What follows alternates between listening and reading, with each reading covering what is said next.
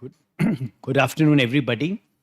So, this afternoon, from the Department of Medical Oncology, my colleague Dr. Sachin Khurana will take you through a very interesting case. He will be mentoring, and Dr. Aniket will be presenting the case before you. Ovarian cancer, for those of you who treat ovarian cancer, know when it recurs, it's a very tough problem to deal with.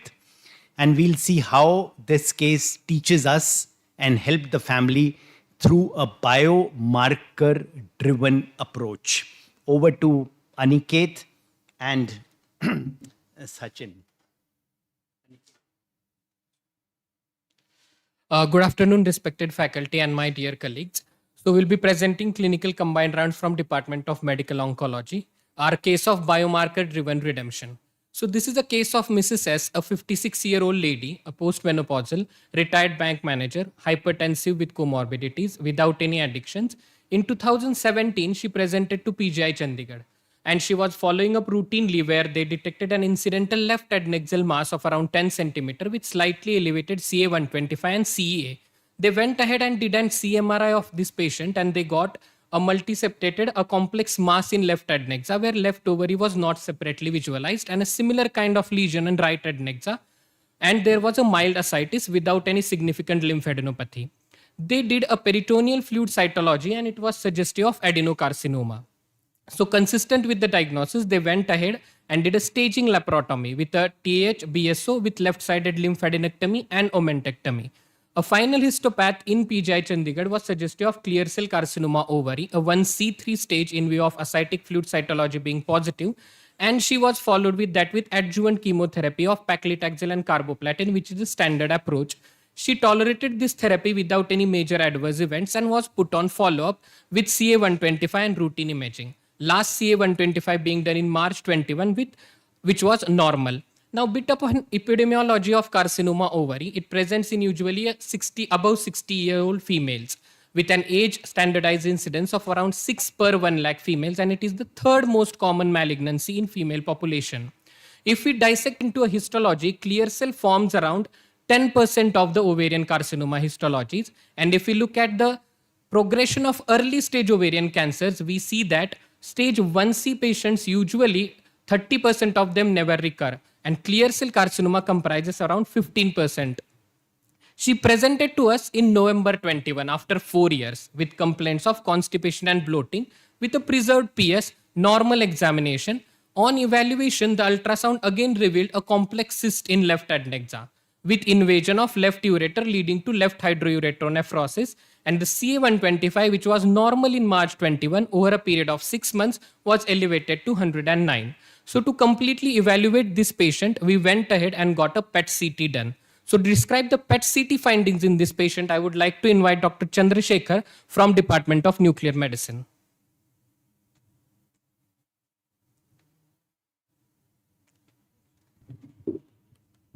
So I thank Sachin sir and Dr. Aniket for the opportunity. So the patient underwent one PET CT scan with us. It was in November 2021. This is the MIP image. And there is a left FDJ with left adnexal mass with involvement of the. I'll show over here. So there is a FDJ with left adnexal mass with involvement of the lateral pelvic wall, and it is noted to compress the left ureter with resultant left hydroureteronephrosis. Also, there were FDG with pelvic soft tissue nodes in close proximity to the adnexal mass. There was no free fluid in the abdomen pelvis.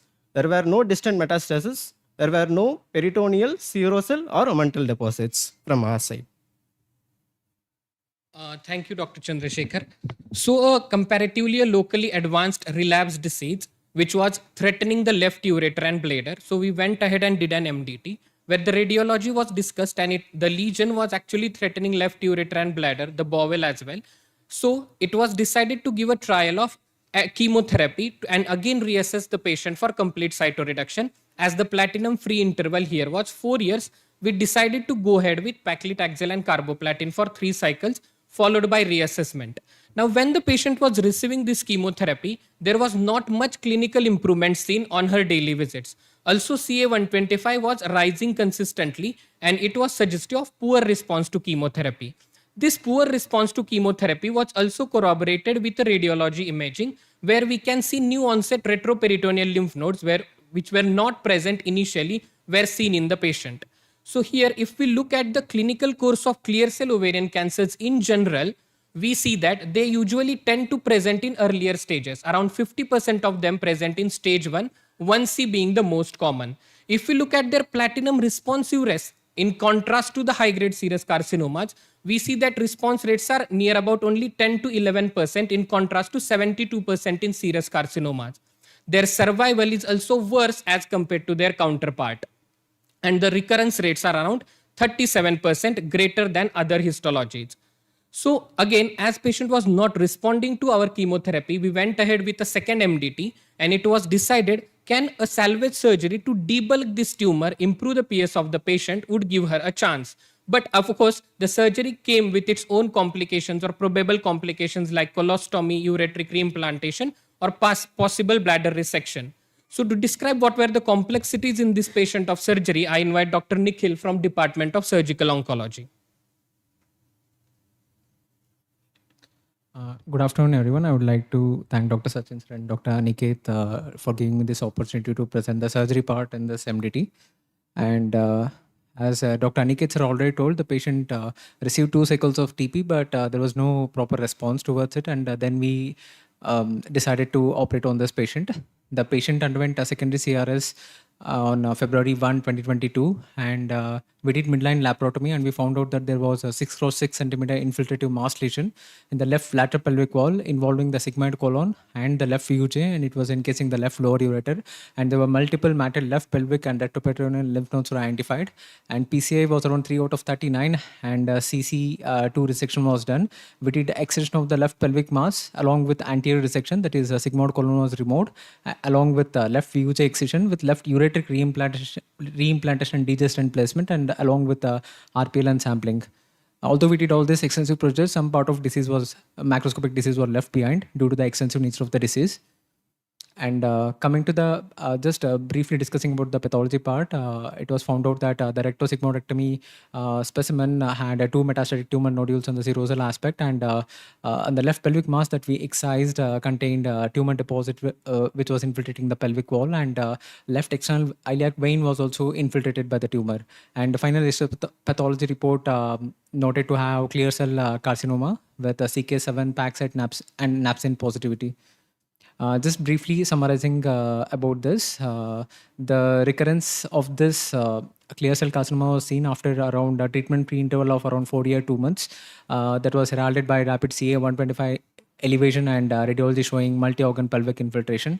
And the patient underwent complex cytoreduction and with a CC2 and PCI of 3 out of 39.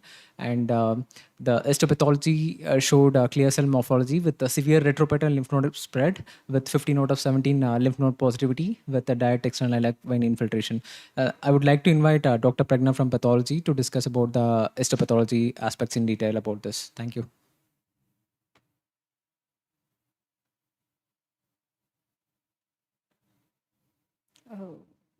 Good afternoon, everyone. This was a 60-year-old female.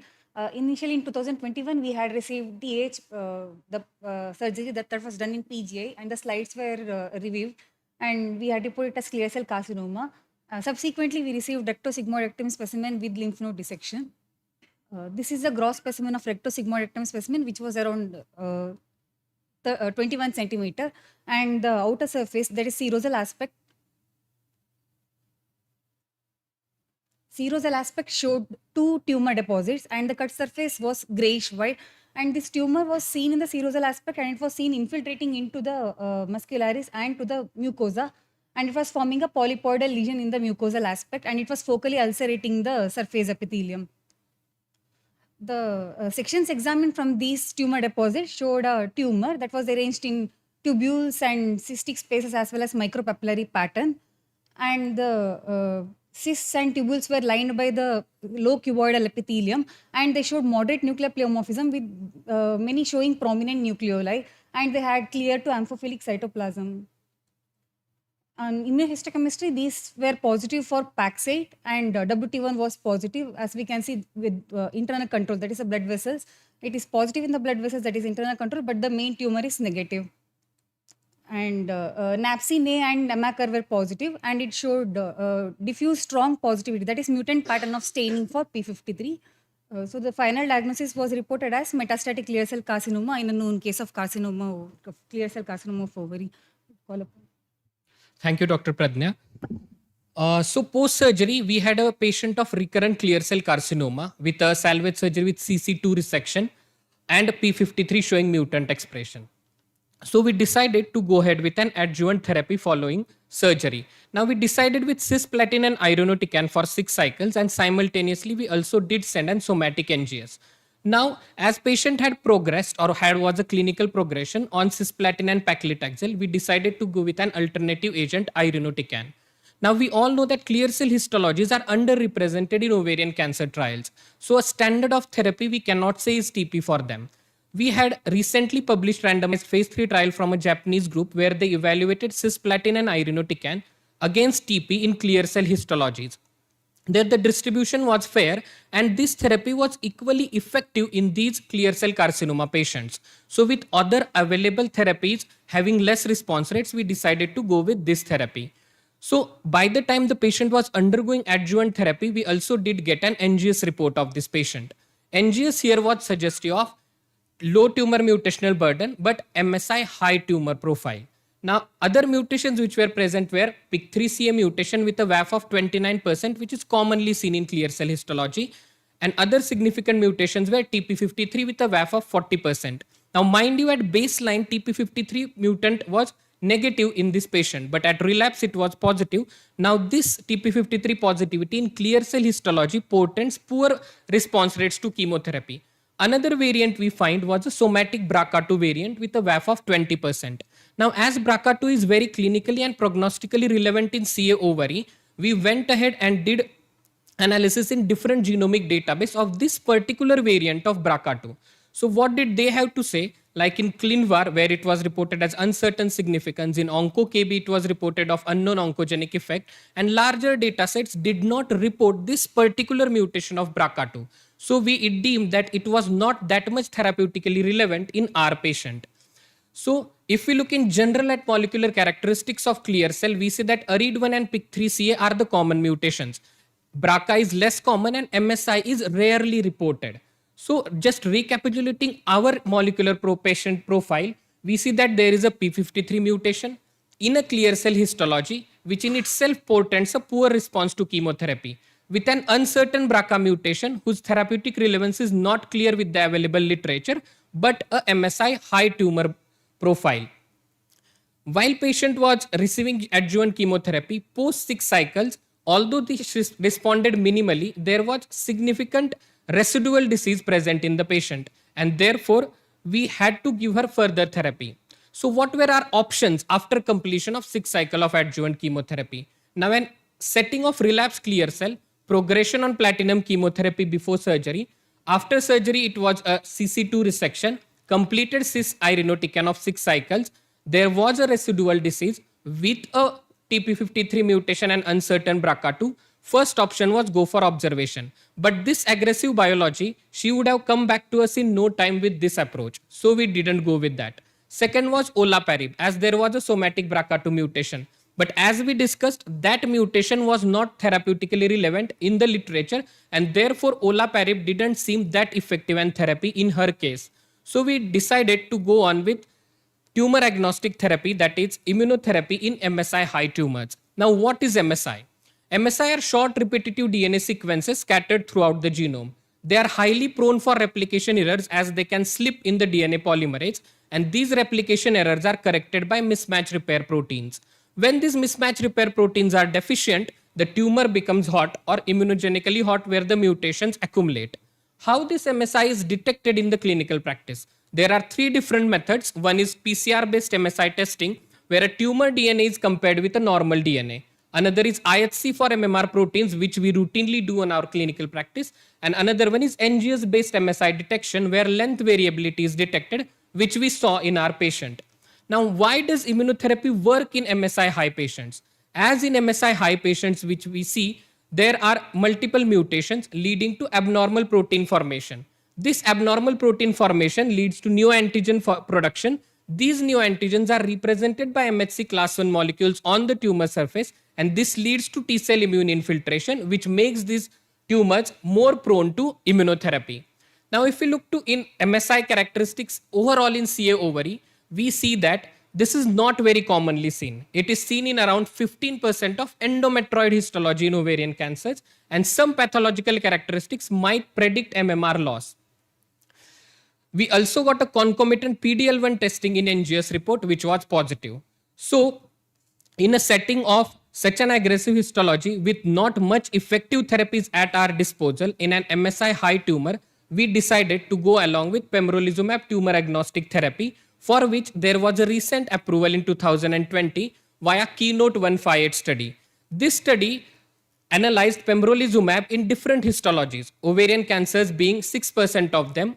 Although the response rates were not that encouraging, but due to other ineffective therapies, we continued with pembrolizumab of 2 mg per kg in our patient, and now patient is in complete remission with a normal CA125, and pembrolizumab is being continued for last 3 years without any major grade 3 or 4 adverse events. If we look overall in clear cell recurrent patients, the median overall survival is just about 1 year. But in this patient, she is doing well down the line 5 years. And this is a recent PET which shows complete metabolic remission, and she is doing well and is healthy. So 5 years later now, in clear cell histology, recently there are multiple immunotherapy trials coming on. As recently FDA has approved pembrolizumab paclitaxel in platinum-resistant epithelial ovarian cancers. Specifically in clear cell histologies, NeoEP is coming up as an immunotherapy option, and there is with an excellent response rates of 55% in this phase 2 study. And there is plethora of trials in ovarian clear cell carcinoma which are now studying immunotherapy options in combination of anti-angiogenic agents. So in our case, this case underscores the importance of comprehensive genomic profiling using NGS with a proactive search for actionable biomarkers, particularly in rare histologies. Personalized biomarker-driven therapy in uncommon malignancies can yield meaningful clinical benefit, even in the absence of robust prospective data if there is a strong biological rationale. It also emphasizes the importance of MDT approach in management of oncology patients, especially facilitating optimal and individualized treatment planning. Notably, our patient has achieved a sustained complete remission and remains clinically well more than 5 years following recurrence in a disease with poor biology, which justifies our biomarker-driven redemption in this patient. Thank you for all the departments from IRCH, and thank you.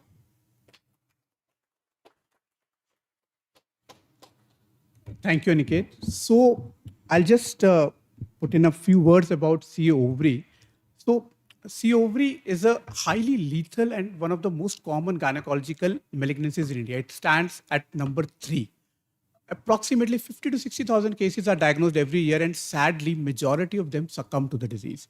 In fact, the case Aniket presented, it was clear cell histology. In fact, that histology, if relapses, has a very, very poor prognosis. Median survival Aniket showed was around only 14 months.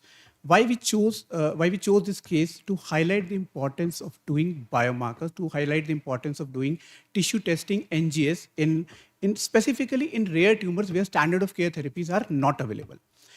We saw that a simple but a critical molecular insight, we were able to transform the trajectory of this poor prognosis disease and also the outcome in our patient. In absence of any molecular therapy or any immunotherapy, this patient would have likely succumbed to the disease in less than 2 years. But with the MSI high status, which we detected on NGS and then used immunotherapy based on the available data, we were able to transform the trajectory, and the patient is now in clinical remission since last 3 years. So that was the case and the importance of this case. So we selected. House is open for discussion, and thank you for your patient listening. Yes, sir.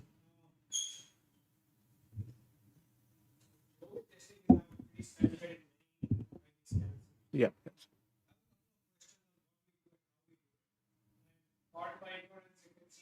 naive question, but the first question was, could we have done IHC alone since we had tissue? And IHC is done by our pathology. Yes, sir. And in a large number of, to a large extent, does correlate with what we get on routines. Yeah. The first question was, could we have done an IHC? Yes. If it came back as negative and our suspicion remained high, then it's an NGS. Yeah. Sir, so I think the intent of doing, you're absolutely right. MMR can be tested with IHC very easily, and this is the standard of care what we use in our patients. In all those patients where immunotherapies are used in MSI high status, we request Sandeep sir to do MSI by IHC only. That is the standard of care. But we were not expecting a MSI high status here. We did NGS to find out any targetable mutations because our chemotherapy was failing. It was a platinum refractory disease. We chose a second line of chemotherapy, but that therapy also let some residual disease left behind. It was P53 mutated. In a clear cell P53 mutated is going to come back in no time. We knew that. So we decided to use NGS not to find MSI, but to find any targetable mutation which could have helped the patient and salvage out of this problem. So you're very right. We should do it by IHC. If IHC comes out negative and we are suspecting any other targetable mutations, we should do an NGS.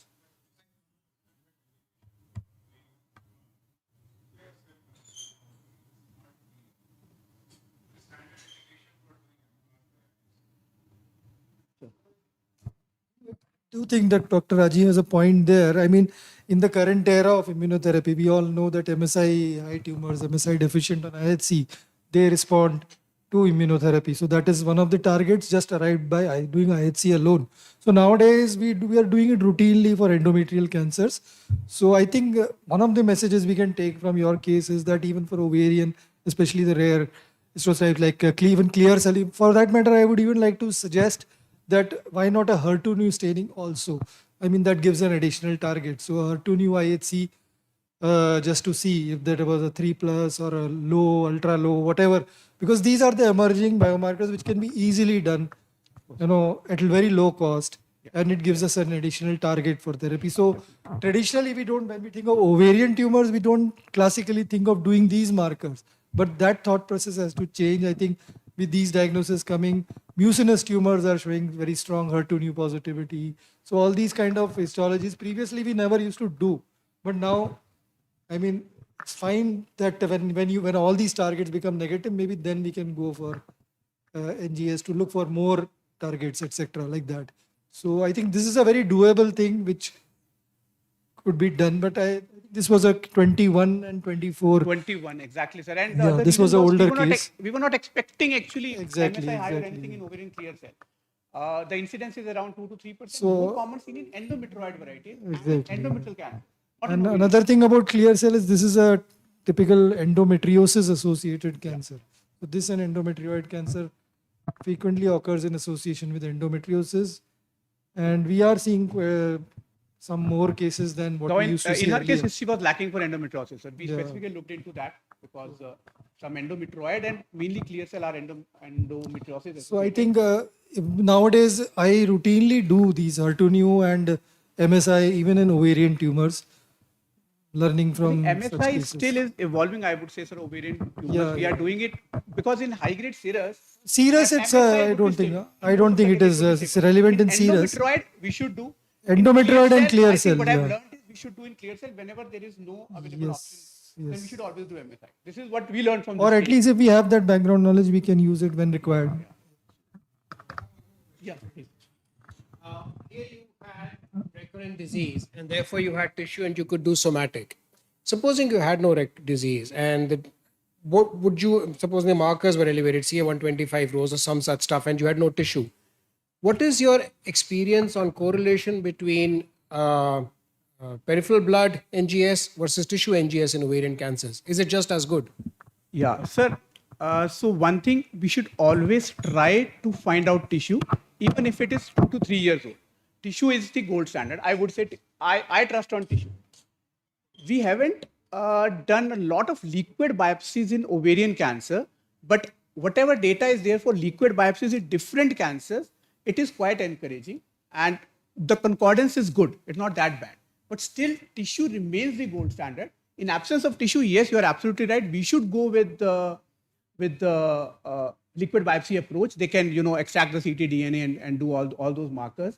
There are certain drawbacks of that if ctDNA is not there, or there are certain fusions and everything which we cannot adequately detect in liquid biopsy. But yes, in absence of tissue, liquid biopsy should be done. Any other questions? So thank you all, and now I think we can hand over to urology for the case.